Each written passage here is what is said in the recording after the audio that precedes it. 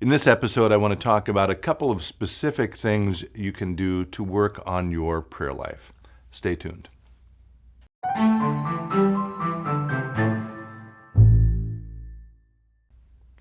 Hello, friends. Pastor Tim Westermeyer here. It's good to be with you today. Prayer is a central and significant part of the Christian life, of course, and yet I'm not sure that even within the church we do a good enough job of helping people to learn how to pray or teaching people how they might apply different prayer practices in their life. A long time ago with this podcast, we offered a few different episodes where we provided different ways to pray. Maybe we'll link to some of those.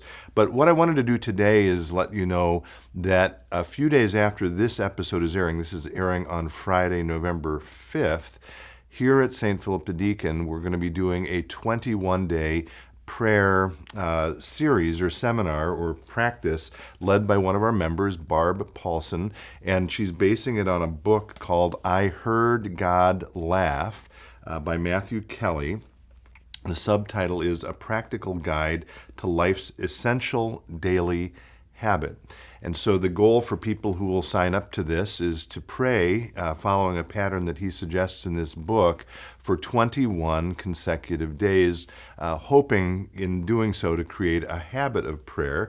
That group will also be meeting together in person on 3 dates throughout that 21-day period, beginning on Monday, November 8th, also November 22nd, and then December 6th. And you can sign up for that at spdlc.org/register.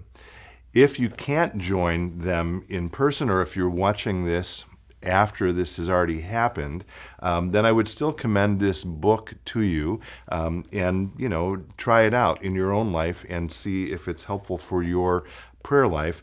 And I want to just say one other thing about prayer related to that book, actually, because the prayer practice that Matthew Kelly suggests is actually related very directly to a practice that I have discussed here before, which is called the Examen, which is an Ignatian practice developed by Ignatius of Loyola, the founder of the Jesuit order.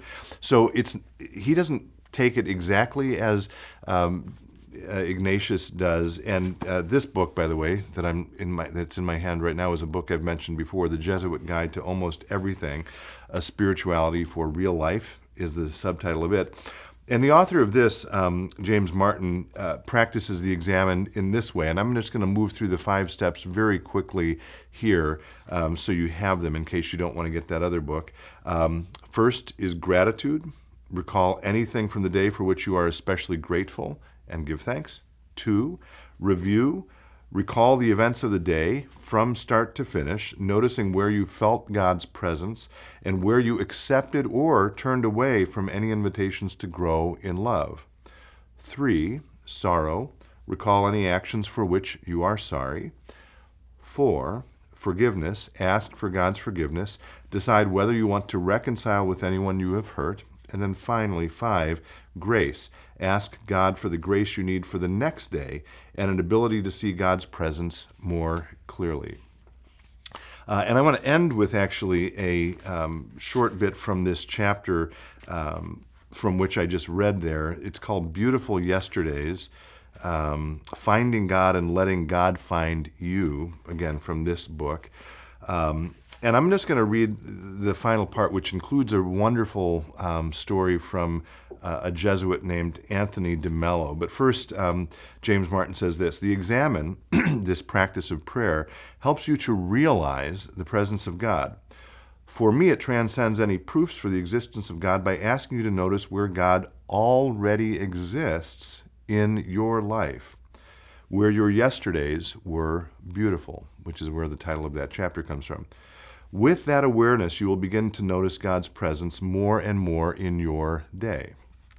And then he says, let me end our discussion of the Examen with a story from the Indian Jesuit Anthony de Mello. His book, The Song of the Bird, includes several marvelous parables about the awareness of God. Again, part of prayer is making us more aware of God's presence in our life, helping us to pay attention to that presence. This one is called The Little Fish. So this, again, is from Anthony de Mello. Excuse me, said an ocean fish. "You are older than I, so can you tell me where to find this thing they call the ocean?" "The ocean," said the older fish, "is the thing you are in now." "Oh, this? But this is water. What I'm seeking is the ocean," said the disappointed fish as he swam away to search elsewhere. "Stop searching, little fish," says DeMello. "There isn't anything to look for. All you have to do is look." And with that, I will say, as always, thanks for being with me. Be well, stay in touch, and God bless.